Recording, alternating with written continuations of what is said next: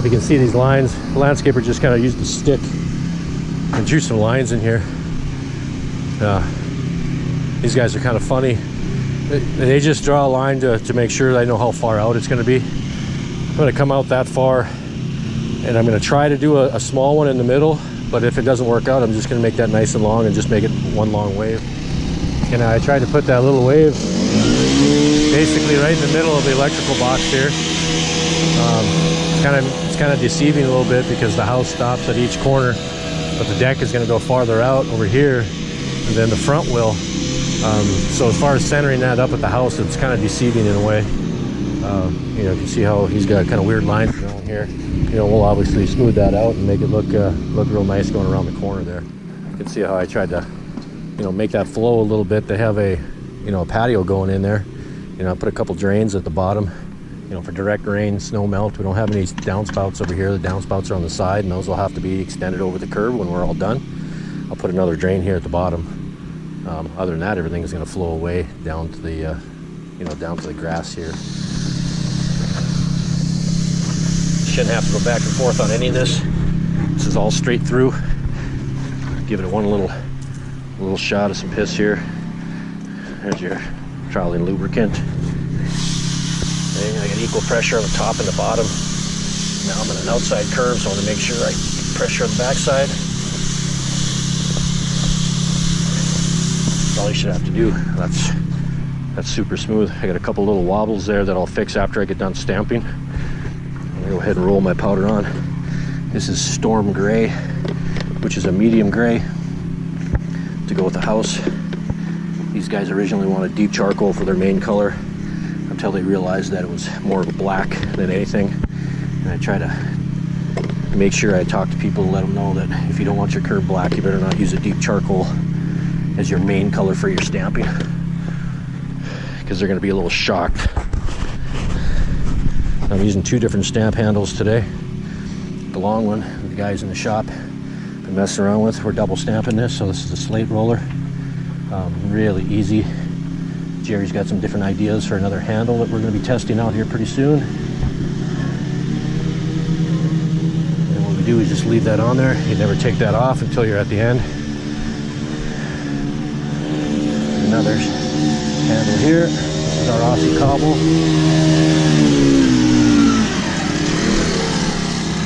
There, softer mixes, so the curb tends to be a little bit wider than the stamp, and that's something that we're going to mess with and adjust this winter and make new ones. You can see how I got a couple little wobbles here. It's pretty easy to fix with flat trowel. Just go vertical with it. You can see right over the top if there's any wobbles. There's a big one right there. I can tell that this is a mix right here that's a little bit wetter than that one. So I want to make sure that I put a joint right there, because that's a good place for that to crack. Just smooth it out on the back. Take a look at it, see if it flows. It flows nice. And he can go ahead and blow that color off. You blow all that excess. Today we're not burning this. It's only about 50 degrees. So instead of letting this, sitting and waiting and letting this dry before we can seal it, we're just gonna go ahead and blow it off real good and seal it. Now I'm gonna go ahead and get this joint right here, fill it in. You can see this one's a lot softer. Okay, see, I don't think that turned out too bad. Just kind of look at that. I wanted to make sure that it came out where he wanted it on this end. I tried to match it on the second end, make the middle one a little bit smaller, because that's where you had the line drawn. I'm gonna try to keep it as close to where they want their lines as possible. Other than that, they came out pretty nice flowing wise. I'm gonna make sure I have a drain down here, and I'll have a drain at the bottom of every one of these little swales here, and make sure that those downspouts get put over the curb. Landscaper knows that, so it's not something that we have to deal with. It's also on the website. People have to understand that all the water from the roof has to go outside the curb. If not, they can run into issues even with drains.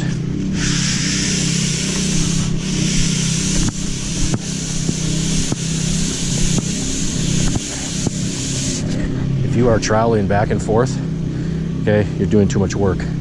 Okay, you have issues somewhere, either in your sand, your mix ratio, what kind of admixtures you're putting in there. Are you using trolley lubricant, you know, piss, some sort of chemical such as, you know, Kanga piss that we got. There's a finishing trowel here, gets it super smooth. Again, straightforward, straight through. That's the work that should be involved in that. That is good, that can be cut and rolled. We'll go ahead and stamp this and continue.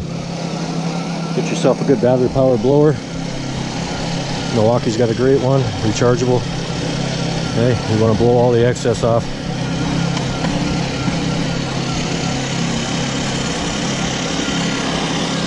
Okay, and then typically we would go ahead and burn that with a mineral spirits or a paint thinner. Mist it over the top, that color will liquefy. When that's dry, you can go ahead and seal that.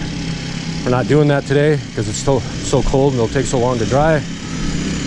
So what's going to happen is that's going to take probably, you know, 25-30% more sealer to get that color to liquefy. So it's going to be, you know, it's going to cost us a little bit more in sealer, but that's just the way we're going to do it today.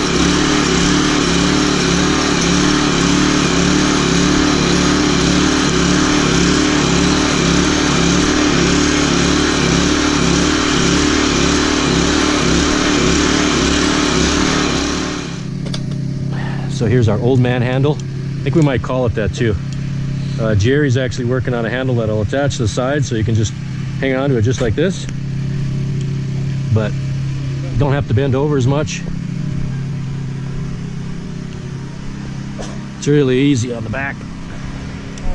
This one here is actually shorter, but what they did with this, I can show you later too, adjusted this whole thing. You can take that on and off in a second or two.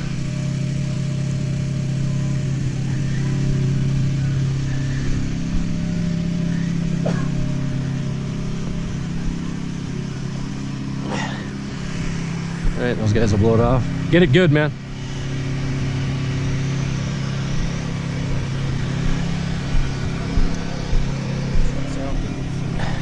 Cut and roll.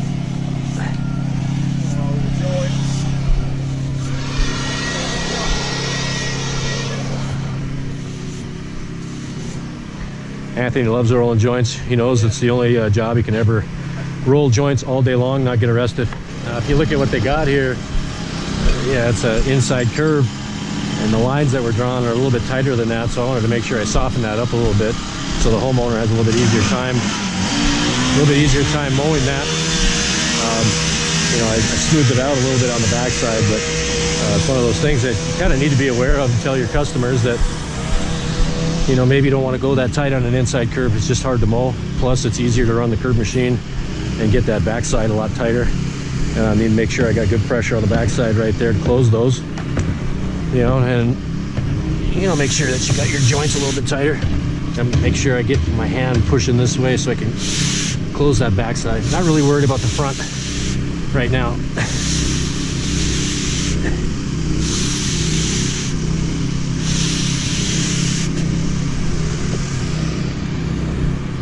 Looks like the backside will close up pretty good. Didn't see any separation. Usually like to kind of spray, you know, that side so it can close up and seal a little bit better. I'm gonna have my hand at the bottom now too, along with my whole hand at the top. You can see where my hand's always sitting. It's gonna get that backside, but I still want to push in going around this curve.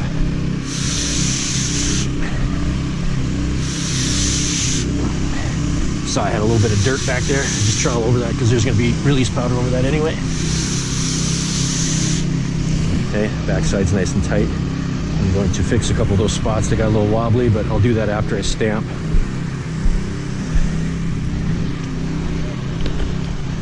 Should be able to just roll out about 2 feet using a 1/2 inch nap roller. So a 1/2 inch paint roller. I use a 2-gallon pail like this. And if you get a 7-inch roller, that'll fit right in there. A lot better than a 9-inch where you have to use a 5-gallon bucket. So it's one thing that we do is we pour them all into these small buckets. Fits in the trailer a lot easier too. A 30-pound pail of release. Doing it this method gets you about 3,000 feet of curb. It's pretty dang cheap. Yeah, I gotta take a look at this loop right here. Obviously we're gonna have water issues here. We're quite a ways from the foundation. It's not the issue though. That downspout, so that whole side of the roof coming right down here, and so all that water is going to sit at the bottom here. So I'll probably put 2 drains, you know, one there, just to make sure that that water has a place to go. Shouldn't be too much of an issue. And I got to go back down here and make sure I get some drains here. This one's going to go across. That one there is going to be short, so they're going to have to put an extension on that to get over the curb. If they don't, that water's going to come down here, so I need to make sure I got some sort of outlet here. So I still have 1, 2, 3, probably 5 or 6 drains I still need to put in. Not burn this. We did not use mineral spirits or paint thinner, either one, to mist over the top to burn this.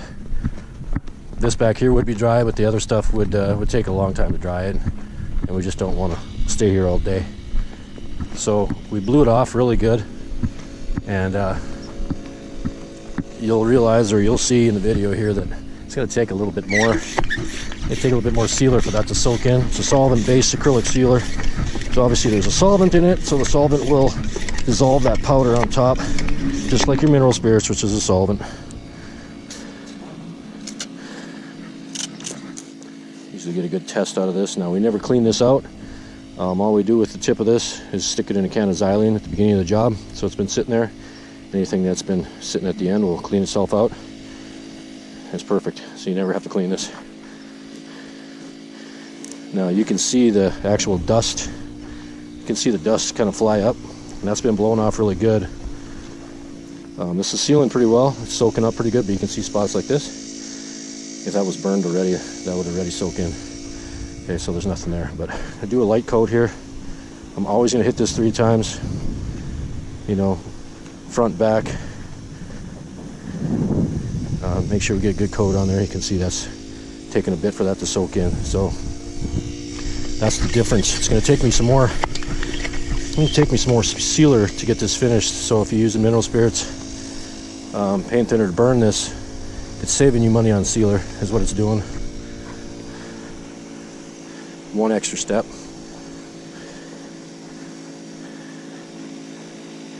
Not worried about that soaking in too much on the first run here. Just want to get one coat. Now I've hit that one time. Just gonna let that set for a little bit in the sun. Get a little bit of tackiness on top. That way when I seal it again, it's gonna hold and not run. If you're spraying your sealer and you're getting a lot of running on the bottom, you're putting on your coat's too thick. Putting on a thick coat doesn't do anything if it's just running down the front. So you're just wasting sealer. You know, I got pretty heavy right there, starting to run pretty good. So, you know, thin to win. Just get your coats on and you know, that'll soak in real nice. I'm going to hit the back side and just take it a little bit of an angle. It'll still be getting the front, but I want to hit that top corner. And then on my last run, I'm going to kind of angle it to the bottom, so I can get that bottom a little bit better. Now, a lot of people are going to say, well, the bottom's not sealed, the back is not sealed all the way to the ground.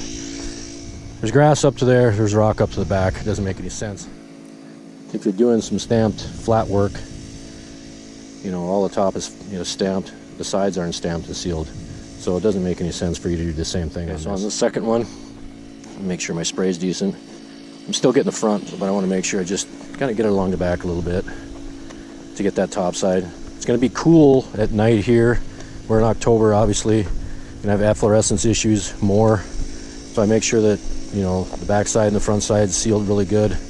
That way we don't have any, you know, efflorescence coming to the surface and, you know, that getting white. You know, people kind of question that, obviously. If I seal it, and it's different for some people, depending on the sand you use and sealer you use,